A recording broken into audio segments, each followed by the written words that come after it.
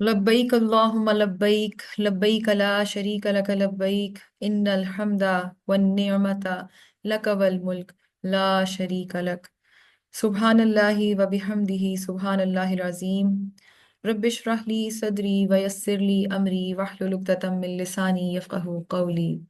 अस्सलामु अलैकुम व रहमतुल्लाहि व बरकातुहू। उम्रा हज सीरीज 2025 में हम लोग आज पढ़ने जा रहे हैं उम्रे का अगला रुकन सई। अच्छा, अब चाहे जिसको उम्रा आता भी है तब भी ये चीज़ें इंपॉर्टेंट हैं जानना। यानी किसी ने उम्रा हज के साथ करना है या नहीं करना, तब भी तवाफ का पता होना चाहिए और सही के सारे अहकामात हलक कसर पता होना चाहिए, क्योंकि ये सारे अरकान हज में भी अदा होंगे। लेकिन हज में ज़रा इनकी सीक्वेंसिंग डिफरेंट होती है, डिफरेंट डेज होते हैं जिसमें ये करना होता है काम, और मुख्तलिफ अंदाज से, यानी कि सीक्वेंस आपको पता होना चाहिए कि किस अमल के बाद कौन सा अमल करना है। तो आज हमने दो टॉपिक्स डिस्कस करने हैं, जिसके बाद उम्रा जो है वो मुकम्मल हो जाएगा, जिसमें सबसे पहला है सई। सई का मतलब क्या है? सई का मतलब ही कोशिश करना होता है। सई है क्या? बेसिकली सई जो है वो सफा पहाड़ी है, सफा और बरवा दो पहाड़ियां हैं, इनके दरमियान 7 चक्कर लगाने का नाम सई है। और ये जो प्रोसेस है ये भी किसकी सुन्नत है? ये सुन्नत इब्राहिमी ही आप कह सकते हैं, क्योंकि हजरत इब्राहिम अलैहिस्सलाम की जो बीवी थी हजरत हाजरा, बेसिकली उनका नाम हजर है लेकिन हमारे यहाँ कॉमनली नेम हाजरा प्रोनाउंस किया जाता है। तो हजरत इस्माइल अलैहिस्सलाम जो है वो बहुत छोटे से थे और अल्लाह के हुक्म से हजरत इब्राहिम अलैहिस्सलाम यहाँ पर उनको छोड़ गए थे। आप कोई आज के दौर में अगर किसी को कहे कि जाएं और जाकर जो है वो अपने बीवी बच्चे को रेगिस्तान में छोड़ें, कोई किसी की सुनेगा कि हम क्यों छोड़ के आए? लेकिन हजरत इब्राहिम अलैहिस्सलाम अल्लाह के इतने प्यारे नबी, इतने प्यारे पैगंबर के अल्लाह ने उन्हें मुश्किल से मुश्किल आजमाइशों से गुजारा और उन्होंने हर आजमाइश पे यस्सर वाली बात की। किसी जगह उन्होंने नहीं कहा कि मैं क्यों करूं। कहीं पे उनके दिल में कोई ऐसी चीज नहीं है, उन्होंने कहा अल्लाह का हुक्म है, मैं करूंगा। कुर्बानी का मामला देख लें, हजरत इस्माइल अलैहिस्सलाम की कुर्बानी कौन चाह सकता है? कौन अपने माइंड के अंदर ये चीज तसव्वुर भी कर सकता है कि अपने अपने लाडले बच्चे की गर्दन पे कोई छुरी चलाएगा? नहीं कर सकता। लेकिन अल्लाह के नाम पे उन्होंने कुर्बान करने से भी दरेग नहीं किया। ठीक है। तो अपनी वाइफ को, हजरत हाजरा और हजरत इस्माइल अलैहिस्सलाम बहुत छोटे से थे, इन दोनों को वो यहाँ पर छोड़ गए। और उस वक्त तो ये कुछ नहीं था जो अब हम देखते हैं मक्का मुकर्रमा। अब तो बहुत लग्जरी है, सब कुछ है। एसी वाले फर्श, एसी वाले जो है वो मस्जिद है। आपके जो मार्बल फ्लोर्स लगे हुए हैं वहां पे, वाइट कलर का मार्बल, वो ऐसी क्वालिटी का लगाया कि आप पाँव रखते हैं धूप में भी तब भी जलता नहीं है वो, यानी जो मताफ के अंदर लगाया हुआ है। सही की जगह जो है सफा मरवा वाली इतनी एयर कंडीशनड है कि आपको वहां गर्मी का एहसास ही नहीं होता, इतने तेज एसी हैं वहां लगे हुए। और इवन पहाड़ी को भी उन्होंने इस तरीके से मार्बल, थोड़ा छोटा छोटी ईंट लगाकर इस तरह से वो किया हुआ है कि वो पहाड़ उस तरह से हमें तो नहीं तंग करता कि पत्थरों वाला पहाड़ है। तो क्या कुछ नहीं है। लेकिन उस जमाने में ऐसा कुछ भी नहीं था, खाली रेगिस्तान था और यहाँ पर उनको छोड़ा गया। और प्यास का ये आलम था, कुछ दिन का सामान जायरा साथ दिया और उसके बाद वो अल्लाह के हुक्म से वहां से रवाना हो गए। अब ऐसे रेगिस्तान के अंदर एक तन्हा औरत अपने बच्चे के साथ है, जहां पानी का भी दूर दूर नामो निशान नहीं है। तो हजरत हाजरा जो है वो जब सामान खत्म हो गया और जब बच्चे को प्यास लगने लगी तो वो क्या करती? तो उन्हें था कि कहीं दूर से मुझे कोई या तो कुआं नजर आ जाए या मुझे दूर से कोई काफिला जाता हुआ नजर आ जाए। अब रेगिस्तान, अगर आपने असली कभी डेजर्ट देखा हो तो रेगिस्तान के अंदर आपको ताहद्दे निगाह समझ में ही नहीं आती, डायरेक्शंस ही क्लियर नहीं होती हैं। एक होता है ना, रोड है, कोई जंगल है, कहीं तो आपको डायरेक्शन का अंदाजा होता है। रेगिस्तान में नहीं होता, हर तरफ मिट्टी होती है दूर दूर तक। तो इसी तरह का आलम था। तो हजरत हाजरा ने वहां पे जो पहाड़ी थी सफा, उसके ऊपर वो चढ़ी सिर्फ ये देखने के लिए कि दूर दूर से कहीं कोई मुझे नजर आ रहा है, कोई नजर में पड़ रहा है, कोई काफिला आए तो मैं उससे मदद मांगूं, या कोई दूर से मुझे कोई पानी का कुछ नजर आए। ऊपर चढ़ी, बच्चे को उन्होंने थोड़ा दूर करके लिटाया हुआ था। बेसिकली अब अगर आप जाएं तो आपको जमजम का कुआं नजर नहीं वहां आता, उन्होंने उसको ढक दिया है। उसकी पूरी अंदर मस्जिद, उसके ऊपर मस्जिद है और मस्जिद के अंदर एक सेक्शन है। पहले तो ये ओपन किया हुआ था, मगर अगेन लोग क्या करते थे, लोग जाकर वहां पे भी गंद मचाते थे, उधर ही से पानी भर भर के ऊपर नहाना शुरू कर देते थे। मतलब एहसास ही नहीं था। तो ये मेरी अम्मी जिस 2000 में उन्होंने जब हज किया था वो बताती थी कि लोग इस तरह करते हैं। खैर जब हम लोग जब गए तो उस वक्त ऐसा नहीं था, अब तो उन्होंने बंद कर दिया हुआ है। वो यानी सामने नहीं, अलाउ ही नहीं है कुछ भी देखना। मगर है ये खाना काबा के सहन के पास ही है, ठीक है। तो सफा मरवा जब आप जाएंगे इंशाल्लाह वहां देखेंगे। सफा मरवा जरा मस्जिद के अंदर करके पीछे करके हैं। तो खाना काबा से सफा मरवा का इतना डिस्टेंस नहीं है, बट ये है कि सफा मरवा के दरमियान में नहीं बच्चा था, वो बच्चा उन्होंने साइड पे लिटाया था। और वो दौड़कर सफा की पहाड़ी पर चढ़ी और वहां इधर उधर उन्होंने देखा, नहीं कोई नजर आया, तो फिर उन्होंने वापिस उतरी और उतर कर मरवा की तरफ गई कि उस पहाड़ी से दूसरी तरफ देखती हूँ कि शायद कुछ और नजर आ जाए, ठीक है। मक्का पूरा का पूरा जो है ना, पहाड़ और रेगिस्तान है, पहाड़ी इलाका है और रेगिस्तानी इलाका है, मिक्स है। बहुत पहाड़ है मक्का में। फिर वो जब मरवा की तरफ जा रही थी तो बीच में एक ऐसा पैच आया जहां पर उनको, उनकी साथ साथ वो जाहिर है अपने बच्चे की तरफ नजर दौड़ाती थी कि उसे कोई नुकसान ना पहुंचा जाए या कुछ हो ना जाए, कोई जानवर कोई परिंदा कुछ उसे ना नोच जाए। तो वो एक नजर डालती थी बच्चे पर, लेकिन एक खास पैच ऐसा आता था जहां वो बच्चा उनकी नजरों से ओझल हो जाता, क्योंकि मैंने बताया ना थोड़ी पहाड़ी टाइप इलाका है, पहाड़ियां ही पहाड़ियां हैं, तो वो ऊंचा ऊंचा नीचा सा इलाका है। अब तो आपको स्ट्रेट फ्लैट मस्जिद नजर आती है ना, पहले नहीं था ऐसा। तो वो देखती थी और उनकी वो खास जगह से जब गुजरती थी तो उस जगह पे उनकी नजर से वो बच्चा ओझल हो जाता था, तो वहां से वो दौड़ कर गुजरती थी ताकि मेरा बच्चा जल्दी से मेरी नजरों के आगे आ जाए। फिर वो आगे मरवा तक जाती थी, फिर वो ऊपर जो है वो इधर उधर देखती थी, नहीं कुछ मिलता था, फिर वो वापस आती थी उतर के सफा की तरफ, और फिर उस पैच से जब गुजरती थी, जब बच्चा नजर से ओझल होता था, फिर वो भागती थी। इस तरह करते करते वो सफा से मरवा, मरवा से सफा, सफा से मरवा, मरवा से सफा, बेसिकली पूरे 7 चक्कर। यानी कि जब वो 7वें चक्कर पर मरवा पहुंची, यहाँ एक बात ये भी नोट कर लें कि सफा से मरवा जब हमने 7 चक्कर लगाने होते हैं, तो इसमें ये नहीं है कि आप सफा से मरवा जाएंगे और मरवा से वापस सफा आएंगे तो राउंड पूरा कैलकुलेट होकर एक चक्कर बनेगा, नहीं। आप सफा से मरवा जब जाएंगे तो आपका एक चक्कर काउंट हो जाता है, फिर आप जब मरवा से सफा वापस आते हैं तो दूसरा चक्कर काउंट होता है, ठीक है।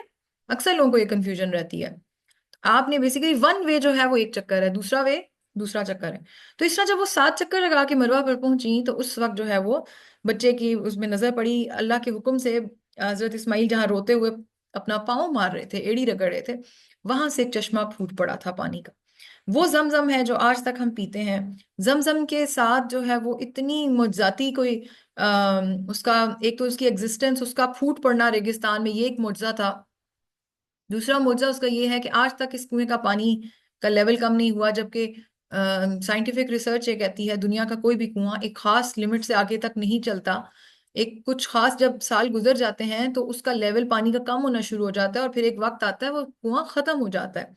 ये वाहिद दुनिया का कुआं है जो कितने हजारों साल पुराना है, आज तक उसका लेवल कम नहीं हुआ, आज तक उसके पानी में कभी कमी नहीं आई। और साइंस ने इसके ऊपर रिसर्च भी जब की है तो इसके अंदर से ऐसे ऐसे मिनरल्स और ऐसी ऐसी चीजें नजर आई हैं जिससे हमें पता चलता है कितना ताकत वाला पानी है, कितना इसके अंदर अल्लाह ने कैसे शिफा रखी है, इतना जबरदस्त क्वालिटी का पानी।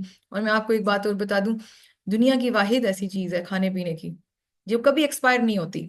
आप तजर्बा करके देख लें, आप कोई भी पानी, इवन मिनरल वाटर की बोतल भी लेके आते हैं ना, काफी अरसा चलती है मगर उसके ऊपर भी एक डेट लिखी होती है, एक्सपायरी डेट, ठीक है। आप दुनिया आम पानी भर के जग में रखे कूलर में, 2 दिन बाद स्मेल आने लग जाती है। आप बॉटल में भर के रखे, स्मेल आने लग जाती है।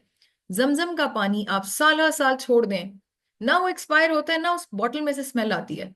तजर्बा करके देख लें आप, मैंने किया हुआ इसलिए बता रही हूँ। तो आप ये करके देख लें, दुनिया की वाहिद चीज है जिसमें ना तो बदबू आती है ना वो एक्सपायर होती है और उसके अंदर शिफा है, उसकी क्वालिटी खराब नहीं होती है। और ये वो मुआजा था। और इसे अल्लाह ताला ने, अल्लाह ताला को उनकी ये सही ये कोशिश इतनी पसंद आई कि अल्लाह ने उसको मुसलमानों के सबसे बड़े इवेंट का हिस्सा बना दिया। सबसे बड़ी जो इबादत है हज और उम्रे की, यानी एक बड़ी इबादत है ये, 5 मेन पिलर्स में से एक बड़ी इबादत है ये, और इस इबादत का मुकम्मल हिस्सा बना दिया। आज हर बंदा वहां जाता है तो सही करता है, हज में भी सही है और उम्रे में भी सही है। और वो पोर्शन जहां हजरत हाजरा भागी थी, उस पोर्शन पर मर्दों का भागना आज भी मसनून अमल है, उन्हें भागकर वो क्रॉस करना चाहिए। उसकी पहचान कैसे होगी? आज उन्होंने वहां पर ग्रीन लाइट्स लगा दी हैं। आप सफा से उतरते ही हैं तो ज्यादा दूर नहीं है, मरवा से थोड़ा दूर है, सफा से आप उतर के चलना शुरू करते हैं तो बहुत जल्दी आपको वो पैच नजर आता है जिसके अंदर ऊपर छत पर ग्रीन लाइट्स ढेर सारी लगा दी है उन्होंने। वो पूरा पैच का कलर ही अलग सा हुआ होता है, आपको फौरन पता चल रहा था। औरतें वहां से, औरतें ना दौड़े क्योंकि जाहिर है मर्द औरत इकट्ठे हैं वहां, मगर मर्द जो है वहां आपको दौड़ते भी नजर आएंगे।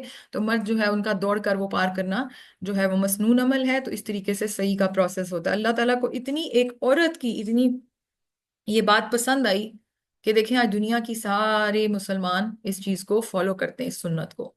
ठीक है। तो अब बातें हैं सही के इस प्रोसेस की तरफ कि सही कैसे करनी है। अब तवाफ कर लिया, जैसे ही तवाफ खत्म हो गया तो उसके बाद फिर एक इस्तेलाम करना है। मगर क्योंकि अब ऐसा रश होता है कि आप खाना काबा की तरफ वापस नहीं मुड़ सकते, क्योंकि आप वो डायरेक्शन बनाई होती है उन्होंने और वहां से एक इंडिकेशन दी होती है कि यहाँ से सही की तरफ जाना है। वहां लिखा हुआ आपको बोर्ड पे नजर आता है इलल मसा। मसा का मतलब है सही की जगह। ठीक है। तो उस तरफ आपने जाना है, यानी और इंग्लिश में भी लिखा होता है टू सफा एंड मरवा। तो बोर्ड्स काफी क्लैरिटी के साथ उन्होंने हर जगह डायरेक्शंस लगाई हैं, वहां पे आपने जाना है। तो अगर आप इस्तेलाम जो है वो नहीं वापस मुड़ के कर सकते, तो आप जब सफा के ऊपर पहुंचेंगे, सफा पहाड़ी के ऊपर, तो वहां से आपको काबा का एक हिस्सा नजर आ रहा होता है और वही हिस्सा नजर आ रहा होता है जो हजर अस्वद वाला कोना है। वहां खड़े होके इशारा हल्का सा करते हैं, इस्तेलाम हो जाता है। और अगर नहीं भी होता और भूल जाते हैं तो कोई ऐसा बड़ा मसला नहीं है। ठीक है। तवाफ में इस्तेलाम जरूरी था। इसमें भी स्टार्ट में एक इस्तेलाम होता है, बाकी ये नहीं है कि हर चक्कर पे इस्तेलाम नहीं होता। ठीक है। तो एक बार फिर हजर अस्वद का इस्तेलाम करना है और सफा की तरफ चले जाना है। सफा पर पहुंच कर क्या आयत तिलावत करनी है? सफा पर पहुंच कर ये सूरह बकरा की आयत है, इन सफा वल मरवता मिन शाइरुल्लाह। है तो बड़ी लंबी आयत है। अगर आप चाहें तो पूरी पढ़ लें, ना चाहें तो यानी कि नहीं याद तो सिर्फ इतना हिस्सा भी पढ़ लें काफी है। और जो लोग उस टाइम अगर कोई उनके हाथ में कोई चीज नहीं है या वो भूल जाते हैं क्या पढ़ना है, तो वहां पे आप नोटिस कीजिएगा सफा पहाड़ी पे जब आप चढ़ते हैं तो उसके पहाड़ी के ऊपर इन्होंने एक बड़ा सा ग्लोब सा लगाया हुआ है। एक जैसे आप कह लें ना, जैसे हम लोग लगाते हैं ये घरों के अंदर अच्छे से शैंडलियर्स लगाते हैं, या जो रूफ पे लैंप लगाते हैं प्यारे प्यारे से। ठीक है ना। वो उस तरह का इन्होंने बहुत बड़ा एक सर्कल में लगाया हुआ है गोल्डन कलर का, उसके अंदर ये पूरी आयत लिखी हुई है सर्कल में, इन सफा वल मरवता मिन शाइरिल्लाह। मैंने उसकी भी तस्वीर इस दफा ली थी, मैं आपको इंशाल्लाह शेयर करूंगी सारी चीजें। ठीक है, ग्रुप में। तो वहां से देख के आप पढ़ सकते हैं आयत, ये आयत पढ़ें और उसके बाद सफा पर खड़े होकर किबला रुख, किबला रुख वहां आपको नजर आ रहा होता है किबला। वहां पे आपको प्रॉपर काबा काबा की झलक नजर आ रही होती है। वहां पर आप उस रुख होकर ये कलमात पढ़ने हैं। कौन से कलमात पढ़ने हैं? जिसे अमूमन हम चौथा कलमा कहते हैं। ठीक है। चौथा कलमा कहते हैं अल्लाह अकबर अल्लाह अकबर अल्लाह अकबर। असल में ये वाला जो आगे मैं पढ़ी हूँ वो जरूरी है पढ़ना। वो क्या है? ला इलाहा इल्लल्लाहु वहदहु ला शरीका लहु लहुल मुल्कु व लहुल हम्द व हुवा अला कुल्ली शैइन कदीर। ला इलाहा इल्लल्लाहु वहदहु। यहाँ पे ये जरा बड़ा कलमा लिखा हुआ है, मगर आपको वो जो एक छोटा इसका पार्ट याद होगा ना, उतना भी पढ़ लें तो वो काफी है। ला इलाहा इल्लल्लाहु वहदहु ला शरीका लहु लहुल मुल्कु व लहुल हम्दु व हुवा अला कुल्ली शैइन कदीर। या इवन ये भी ऐड कर सकते हैं युहयी व युमीतु। ठीक है ना। वो वाले जितने कलमात आपको याद हैं, बेसिकली अगर नोटिस किया जाए तो यहाँ पे भी क्या हो रही है, कल जब हम जो बात कर रहे थे, क्या हो रहा है यहाँ पे? अल्लाह की वहदानियत, अल्लाह की तौहीद, बार बार अल्लाह की तौहीद, अल्लाह की किब्रियाई, अल्लाह की बड़ाई। पूरे तवाफ के सही के प्रोसेस में आप जितना अरसा मक्का में रहते हैं आपको एक ही चीज नजर आती है, अल्लाह। अल्लाह एक है बस, इसके गिर्द सब कुछ घूम रहा है। क्योंकि हमारा काबा क्या हमें बता रहा है? तौहीद। ठीक है ना। तो ये आपने पढ़ने हैं कलिमात। आप चौथे कलमे से स्टार्ट करें, चौथे कलमे का जितना हिस्सा याद है आप वो पढ़ें। और उसके बाद दुआएं मांगे, जितनी दुआएं मांग सकते हैं दिल में अपनी, उर्दू जबान में, पंजाबी जबान में, इंग्लिश में, अरबी में, जो याद है आप मांग सकते हैं मांगे। और आप फिर प्रोसेस स्टार्ट कर दें। सही सफ़ा से मरवा की जानिब शुरू करें। सही के दौरान सब सतूनों वाले हिस्से में मर्दों ने दौड़ कर गुजरना है। मरवा पर पहुंचते हैं तो मरवा के ऊपर चढ़कर भी किबला रुख होना है और वहां दुआएं मांगनी है। किबला रुख वहां कैसे पता चलेगा? वहां से किबला नजर नहीं आ रहा होता, काबा नजर नहीं आ रहा होता, मगर पूरे मक्का के अंदर, पूरे यानी मस्जिदुल हराम के अंदर बड़ी अच्छी इंडिकेशन है आपको किबला रुख पता करने की। और वो है मार्बल्स की लोकेशन। मार्बल इस अंदाज से उन्होंने लगाए हुए हैं जमीन के ऊपर कि उनकी डायरेक्शन बता रही होती है किबले की तरफ। आपको वहां भी मार्बल जो लगे ना, व्हाइट मार्बल नजर आएंगे, आपको उससे पता चल जाएगा किबला किस तरफ है। जब मरवा पे चढ़ेंगे ना तो आपको थोड़ा सा टिल्ट होकर राइट साइड पे किबला रुख नजर आएगा, आपको पता चल जाएगा कि किस तरफ किबला है। ठीक है। मार्बल नीचे पाँव की तरफ देख लिया करें, मार्बल जिस तरफ है ना, बिल्कुल उन्होंने ऐसे मार्बल लगाए रेक्टेंगल जैसे आपकी एक जायनमाज जितने। ठीक है ना, जिसमें आप आराम से खड़े होकर नमाज पढ़ लें और उसकी डायरेक्शन होती ही काबा की तरफ। पूरी मस्जिदुल हराम के अंदर इसी तरह उन्होंने मार्बल लगाए हैं, ताकि कहीं भी आप हैं, आपको काबा पे नजर पड़ रही है या नहीं पड़ रही, आपको पता है कि किबला किस तरफ है। ठीक है। तो मरवा पर पहुंचकर भी किबला रुख होकर दुआएं मांगनी है, वहां पे भी पहुंचकर आप चौथा कलमा पढ़ें। उसके बाद आप जो है वो दुआएं मांगे, जो दिल में आता है दुआएं मांगे। इवन सही के जितने चक्कर हैं उन सब के दौरान भी आपने दुआएं मांगनी है। आप जितनी दुआएं मांग सकते हैं मांगे, अपने खानदान वालों के लिए, अपने लिए, दुनिया आखिरत के लिए। कोई किसी ने आपको दुआ कही हुई है कहने को, वो भी आप मांग सकते हैं। देखिए तवाफ जो है ना वो एक जरा शॉर्ट होता है, वो जल्दी हो जाता है। सही के दौरान पहला चक्कर आराम से इंसान काट लेता है, दूसरा भी, तीसरे में थकना शुरू हो जाता है। आप नोटिस करेंगे सही में वाकई थकावट होती है। सही एक तो लंबी है, दूसरा उसमें वाकई पता नहीं क्यों थकावट होती है।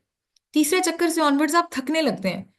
और इतना लंबा चक्कर है कि आप उसके बाद कहते हैं क्या करें, मतलब कितना, क्या कुछ पढ़ लें। तो इतना टाइम होता है कि आप सबके लिए चाहे तो दुआएं मांग सकते हैं।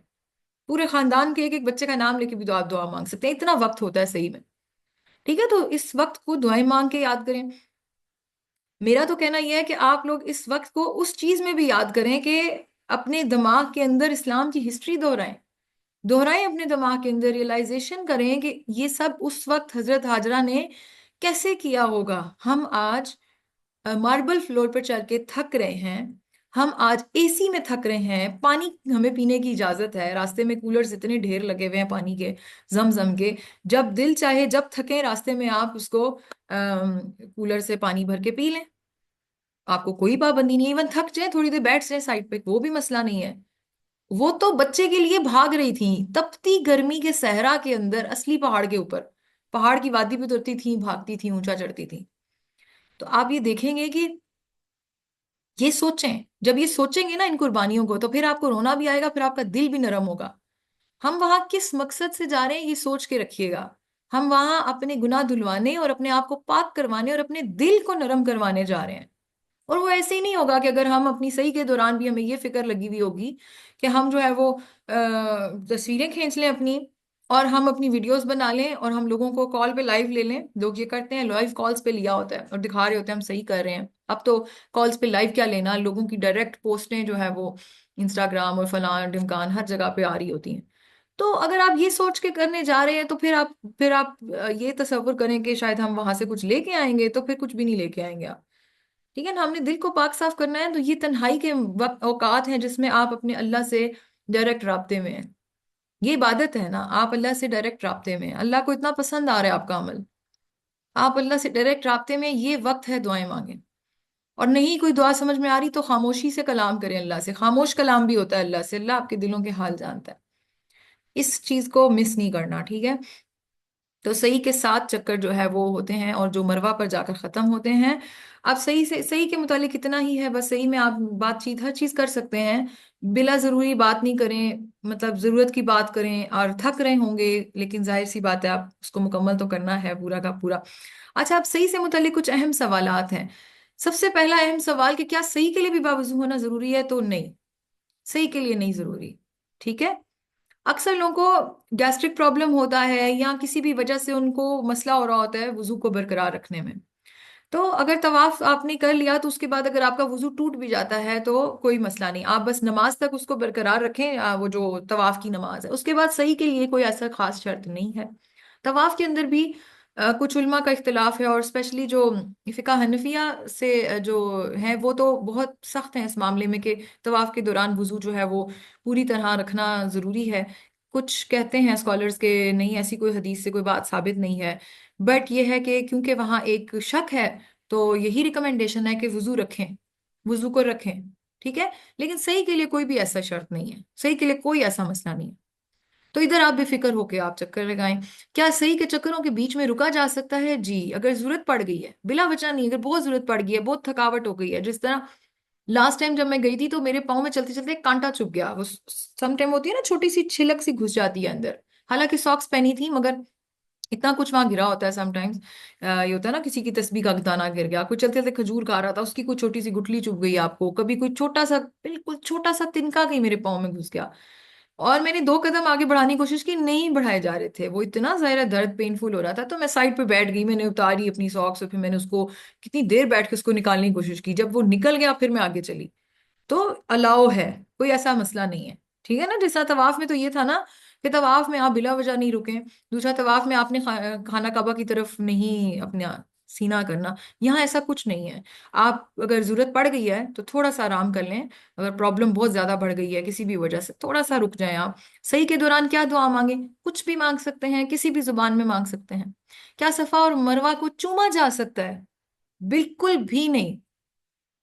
ये पॉइंट मैंने खुद ऐड किया है, मुझसे किसी ने पूछा नहीं, मगर लोग वहां ये कर रहे होते हैं। अब खैर कम कर दिया उन्होंने।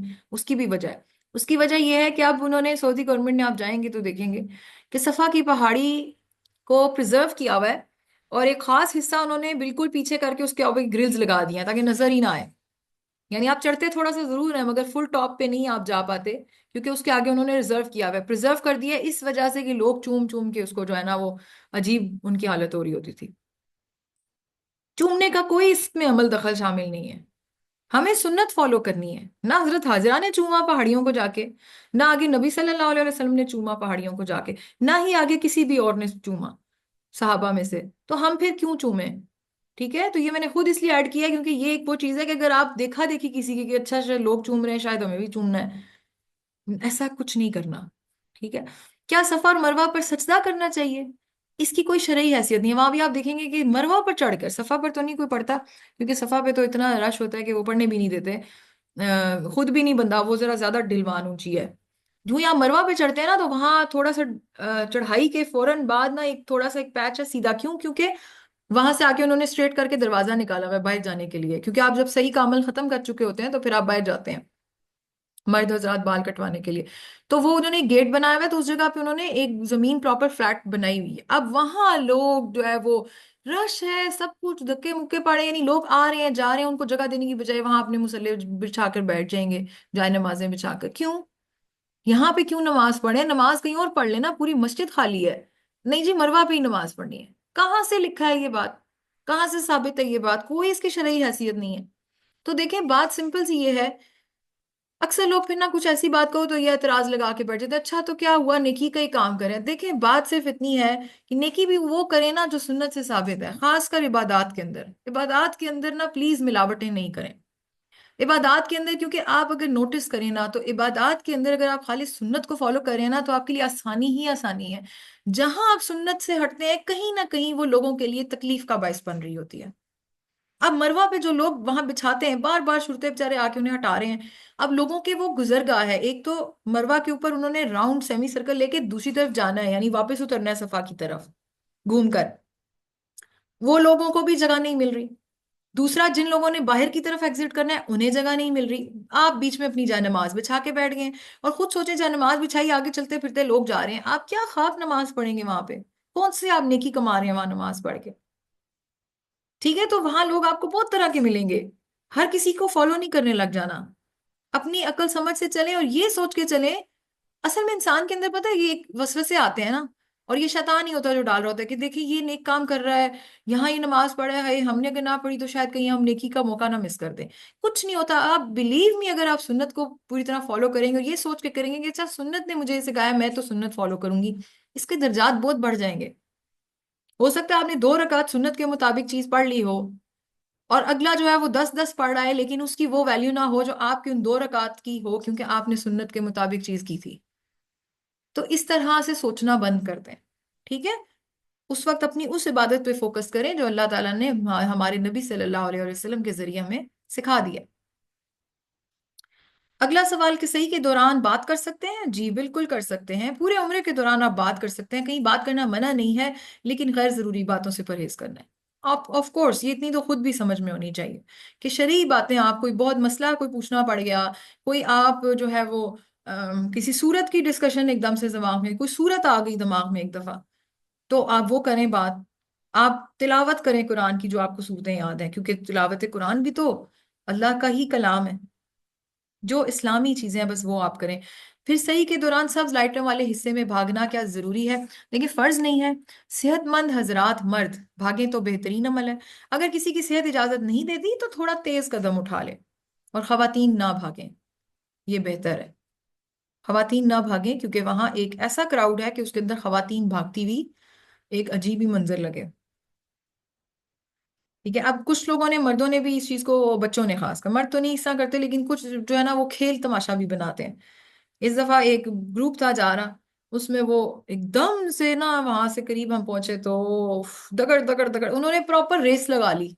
अब वो बच्चे थे, अब वो बच्चे ही ये कह लेंगे, वो जो इस उम्र के बच्चे नहीं होते, 13-14 साल के बच्चे जो नए नए जवान हो रहे होते हैं, उनकी प्रॉपर रेस लगी वहां कि अच्छा कौन भाग के पहले पहुंचेगा। वो चादरें हवा में जा रही हैं, उड़ रही हैं, हा हा हा हु। वो एक अजीब पिकनिक का सामान बनाया हुआ है।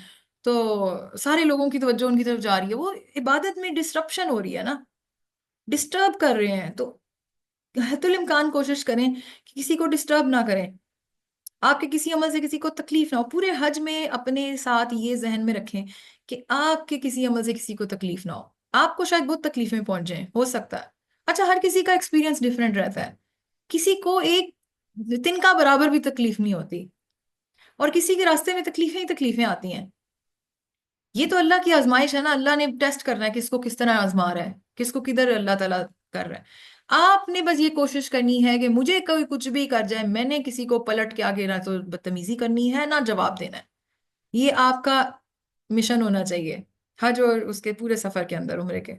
आप वैसे भी हज के अलावा भी कभी उम्रे पे जाएं तो ये नियत करके जाएं कि मैंने इस जगह पे आकर किसी को नहीं, किसी के साथ बदतमीजी नहीं करनी। ठीक है? तो किसी की दिल आजारी नहीं करनी। इस दफा ना मुझसे एक दिल आजारी हुई, मुझे अब तक शर्मिंदगी है। एक मुझसे ना, इंसान है, खता हो जाती है। जुम्मे के दिन हम ना मक्का में जुम्मे के दिन बहुत जल्दी मस्जिदों में जाना पड़ता है, वरना बंद कर देते हैं रास्ते। इवन स्पेस भी होना तब भी वो कुछ जगहों पे पहले ही ना, आपका होटल जिस साइड पे होता है उस जगह पे बंद कर देते हैं। अब हम लोग जो है वो 10 बजे तैयार होके निकल गए, हालांकि 12:15 12:30 होती है जुम्मे की नमाज। हम लोग निकले और अभी टाइम काफी था, बट ये है कि उन्होंने आगे जो है वो बंद कर दिया था रास्ते। उन्होंने कहा पीछे ही सफे लगाए सारे। अब वो सड़क पे धूप में बैठना था, हम नमाज चाहे नमाज बिछा के बैठ गए। अब पहले गर्मी चढ़ी हुई है, ये गुस्सा चढ़ रहा है कि अंदर नहीं जाने दिया गया, अभी तो इतना टाइम पड़ा है। खैर फिर भी बंदा बैठ जाता है। अब वो साथ में मेरे कुछ आंटियां थी पाकिस्तानी, तो वो, अब मैंने सोचा कि मैं मोबाइल पे ना सूरत कहफ लगा के पढ़ लेती हूँ निकाल के, क्योंकि अब उस वक्त मेरे पास कुरान तो हाथ में नहीं था। मस्जिद के अंदर जाए तो वहां तो बहुत कुरान होते हैं।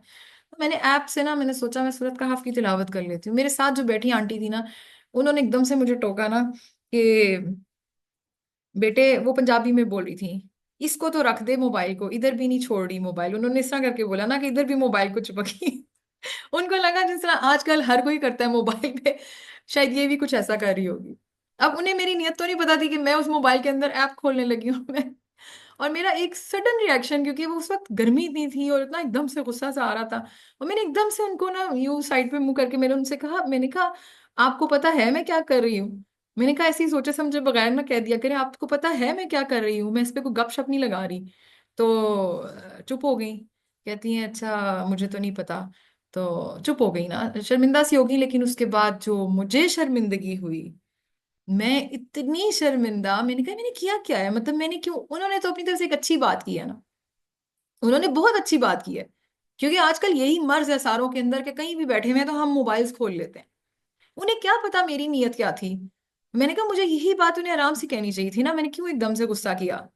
और फिर पहले मैं सोचती रही क्या करूं क्या करूं। अब मैंने सूरत खोली, लेकिन मेरा दिल ही ना मुतमईन हो। मैंने कहा मैं अल्लाह के घर बैठ के, अल्लाह की एक बंदी जो मुझे एक समझा रही है बड़े होने के नाते, और मैं उसको जो है आगे से पलट के मैंने जवाब दे दिया कि आपको क्या पता कि मैं क्या करने लगी हूँ। तो मैंने खैर फिर ना हिम्मत की, क्योंकि किसी से माफी मांगना बहुत मुश्किल काम। मैं, जाहिर है वो मेरे साथ बैठी थी, अब हमें तो 2 घंटे इकट्ठे बैठना था वहां पे धूप में। फिर मैंने उनको, वो अपनी साथियों से बात करने लगी, मैंने उनको कंधे पे हाथ रखा, मैंने कहा बात सुने। मैंने कहा मुझे माफ कर दें, आपका अगर दिल दुखा है तो। मेरा, मुझे ऐसे ही गुस्सा सा आ गया था, मेरा ये मकसद नहीं था। देखिए मैं सूरत पढ़ने लगी थी और आपने उस वक्त कहा तो मुझे एकदम से गुस्सा चढ़ गया, तो मुझे ना बड़ा अफसोस हो रहा है। तो आपके दिल में ऐसे कोई भी बात है तो मुझे माफ कर दें। तो वो कहती नहीं नहीं कोई बात नहीं, कोई बात नहीं, बड़ी अच्छी सी थी। तो मैंने उनको गले लगा लिया। मैंने कहा फिर भी कोई दिल में अगर आपके आई है ना, मुझे बहुत शर्मिंदगी हो रही है सच्ची में, मुझे इतना दुख हो रहा। और यकीन करें, हालांकि मैं माफी मांगी, उसके बाद हमारी बातचीत भी हुई है, मगर आज तक, आज फिर जुम्मा है और आज फिर मेरे दिल में यही बात आ रही है। 2 हफ्ते हो गए हैं इस बात को, आज फिर मेरे दिल में यही चीज आ रही है कि मैंने क्यों उस औरत के साथ इस तरह बात की। ये मुझे जेब नहीं देता। तो देखें, ये चीजें अपने अंदर पैदा करने की कोशिश करें। मुझे वाकई शर्मिंदगी है। सिर्फ ये किस्सा इसलिए नहीं मैं सुना रही कि मैं कोई अपनी बड़ाई बताने लगी हूँ। मैं इसलिए बता रही हूँ कि समटाइम्स हमें पता भी नहीं होता हमारी वजह से कि कौन क्या बुरा मना जाए। हमारी किस छोटी सी बात के पीछे जो है वो किसी का दिल दुख जाए तो हमारी तो सारी इबादत गारत हो गई ना। क्या फिर फायदा ऐसी इबादत का और ऐसी बातें करने का कि जिसके आप अमल ही नहीं है आपके अंदर। तो ये चीजें जरा सोच के रखिएगा, क्योंकि वहां दुनिया का सामना करने जा रहे हैं आप। बहुत दुनिया मिलेगी आपको, रंग बिरंगी, हर तरह के लोग होंगे, हर मुख्तलिफ मुल्क से आए हुए होंगे, हर तरह की डिफरेंट जुबान बोलने वाले होंगे। कुछ लोगों की तो आपको जुबान समझ नहीं आ रही होती, कुछ कहना चाह रहे होते हैं आपको समझ नहीं आ रही होती। गांव देहात के लोग भी होंगे, वेल एजुकेटेड भी होंगे, गरीब भी होंगे, अमीर तरीन तबका भी होगा, हर तरह के लोग मिलेंगे। तो बर्दाश्त करना सीखें, सब्र के साथ काम करें। हम वहां जो है वो अपनी बड़ाइयां मारने नहीं जा रहे, हम वहां जाकर अपनी मैं खत्म करने जा रहे हैं, अपनी अना को मार के आना है वहां पे। ये जो मैं है ना इंसान के अंदर, ये खत्म करनी है। क्यों? क्योंकि अल्लाह के उस घर के अंदर खड़े होके मैं अक्सर सोचती हूँ, एक वो दुनिया की वाहिद जगह है जिधर मर्द और औरत का इख्तिलात जो है वो मना नहीं है, साथ साथ तवाफ करते हैं। क्यों? साथ साथ हर इबादत में शरीक हैं। क्यों? क्योंकि अल्लाह के आगे वो, अल्लाह वो जगह है जिधर अल्लाह का घर है। अल्लाह के आगे मर्द हो या औरत, अमीर है या गरीब, किसी स्टेट का बादशाह है या किसी स्टेट का फकीर, एक बराबर है। एक बराबर है, हम अल्लाह के बंदे हैं।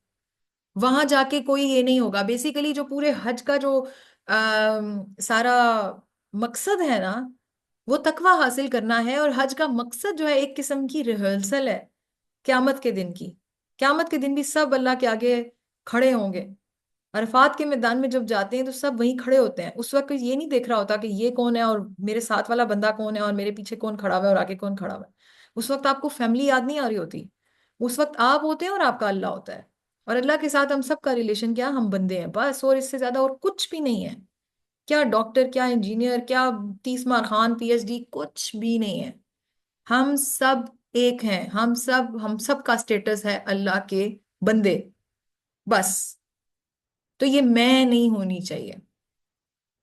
डे वन से, उम्रे से ही ये सोच लेके चलें, ताकि हज के दिन आते आते तक आपके अंदर की सफाई होना शुरू हो जाए।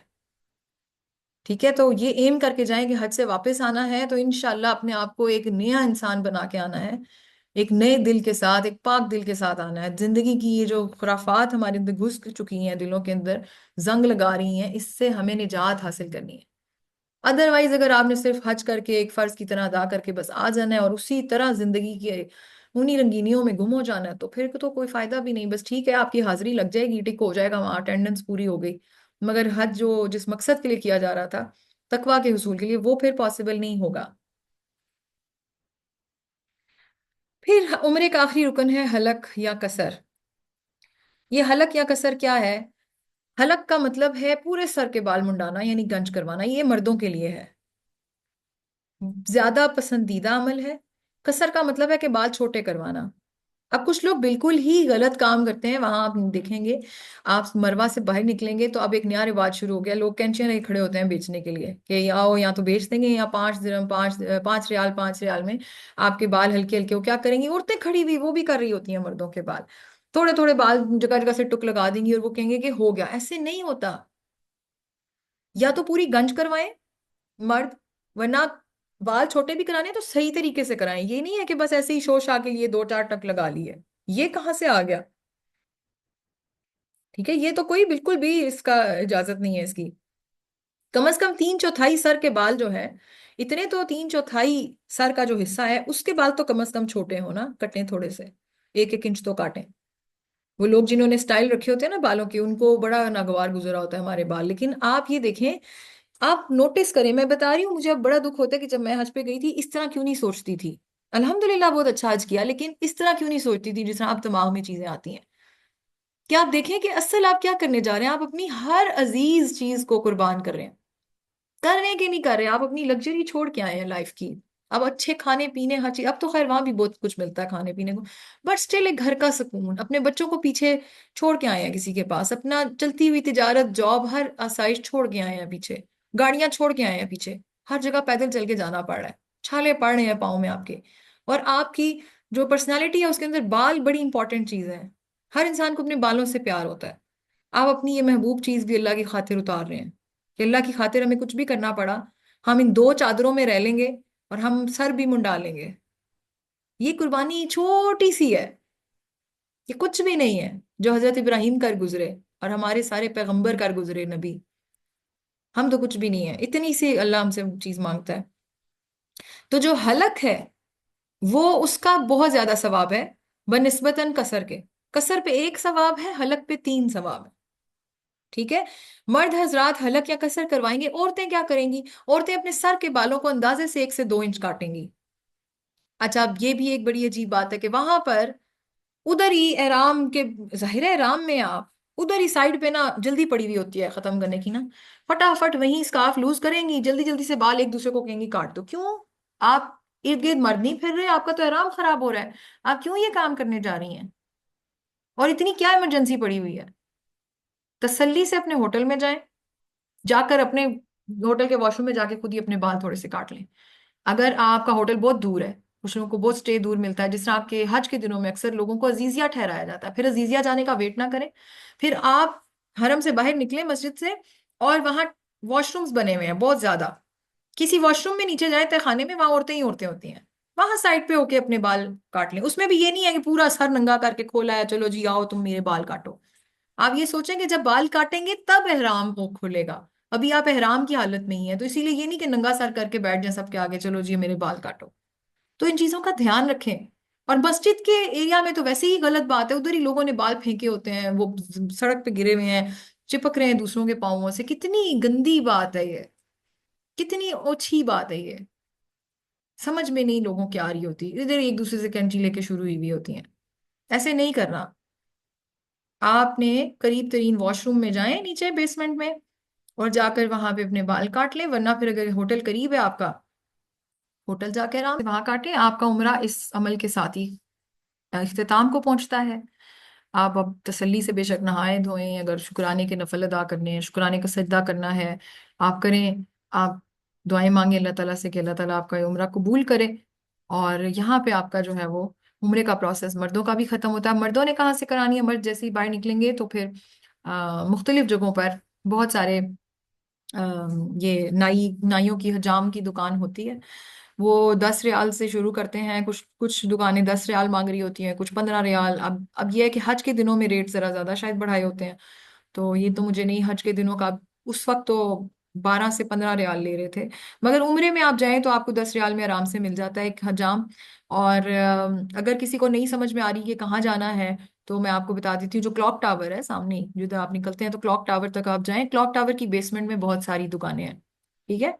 अगर आपको नहीं समझ में आ रही आपने कहाँ जाना है, वैसे तो वहाँ बेतहाशा है, आप जिस भी रास्ते पे चल पड़ेंगे आपको कहीं ना कहीं मिल जाएगी। आपका जिस तरफ होटल है आप उस तरफ रुख करना शुरू करेंगे, आपको कहीं ना कहीं दुकान मिल जाएगी। लेकिन अगर आपको नहीं समझ में शुरू में आ रही कि हमारा होटल भी किस तरफ था, जाहिर है पहले पहले दिन जाते हैं, अभी डायरेक्शंस क्लियर नहीं होती, तो आप सामने क्लॉक टावर है, क्लॉक टावर की बेसमेंट में जाएं, वहां पे बहुत सारे नाई बैठे होते हैं, 10 10 रियाल ले रहे होते हैं। हज के मुझे नहीं पता रेट सब क्या होंगे, ज्यादा से ज्यादा क्या कर देंगे, 20 कर देंगे, इससे ज्यादा तो नहीं करने लगे। तो आप जो है वो उनसे अपनी एक गंज करवा लें, या मशीन फिरवा लें, या बाल छोटे करवा लें, जो भी है वो करवा लें, और उसके बाद आपका एहराम की पाबंदियों से आप आजाद हैं। अब आप सब कुछ नॉर्मल कर सकते हैं, खा पी सकते हैं, खुशबू वाले खाने खुशबू लगा सकते हैं, नहा धो के जो भी करना है। ठीक है। तो ये बेसिकली उम्रे का सारा प्रोसेस है। और इसके अंदर कुछ सवाल, मर्दों के लिए क्या गंज करवाना जरूरी है?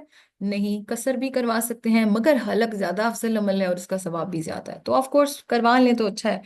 औरतें अपने बाल कहाँ और कैसे काटें? अपने सामान में छोटी कैंची जरूर रखें। यहाँ पे एक पॉइंट नोट कर लें, छोटी जो कैंची टाइप चीजें होती हैं, छुरी होगी, कैंची होगी, जब ये सामान पैक करने लगे तो ये कभी भी हैंड कैरी में नहीं रखनी, आपके बैग से निकाल देंगे वो। ठीक है। ये पूरी दुनिया में आप कहीं भी जाएं तो ये एक ट्रैवलिंग की एक पॉलिसी होती है।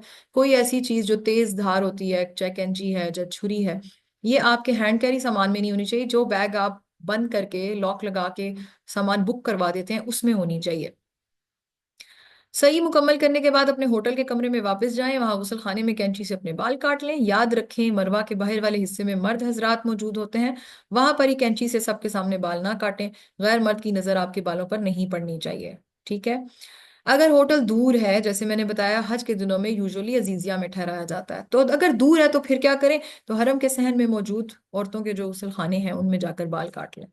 मस्जिद के प्लीज बाहर खड़े होकर ना काटिएगा। मैंने जब सबसे पहला उम्रा किया था उस वक्त मैं 18 साल की थी, तो उस वक्त तो नहीं समझती, तो उस वक्त हमने भी बाहर ही काट दिए। मैं थी, मेरी अम्मी थी, मेरी बहनें थी, हम सब ने एक दूसरे के बाल में ही काट दिए साइड पे खड़े होके। लेकिन फिर बाद में समझ आई तो पता चला कि ये अच्छी चीज नहीं है। तो अब मैं हमेशा अपने बैग में एक कैंची, या फिर वो मशीन होती है ना, वो जो अ, मर्दों की यूजुअली शेविंग मशीन या सिर्फ ब्लेड्स वाली मशीन, वो रख लेती हूँ। तो मैं और मेरी बेटी जो है वो हरम के करीब गुसल खानों में जाते हैं, वहां जाके नीचे बेसमेंट में जाके काट लेते हैं बाल, और उसके बाद तसल्ली से आजाद होके हम अपने कमरों में चले जाते हैं। तो आप लोग भी इसी तरह कर लें। तो ये था बेसिकली उम्रे का सारा प्रोसीजर डिटेल के साथ। अब देखें, बहुत सारे लोग ये कहते होंगे इतनी लंबी लंबी वीडियोस भेज रही हैं, इतने लंबे लंबे लेक्चर्स करवा रही हैं। कहने को उम्र का प्रोसेस बहुत छोटा सा है। मैं चाहूँ तो वो आपको छोटा सा, मेरा ख्याल है 10 मिनट्स में समझा दूं। और वरना फिर आप बुक्स भी मिलती हैं, वहां भी पढ़ लेंगे। मगर वो चीजें जो हमें वहां जाकर फेस करनी पड़ती हैं, मैं चाहती हूँ कि मैं वो भी बताऊं, ताकि पहली बार जब जाता है इंसान तो उसको इतना नॉलेज होना चाहिए कि जब वो कोई काम करने लगे तो उससे लगे कि हाँ ये ऐसे नहीं ऐसे है। क्योंकि बहुत सारी चीजें ऐसी होती हैं जो पहली बार में आपको नहीं पता होती।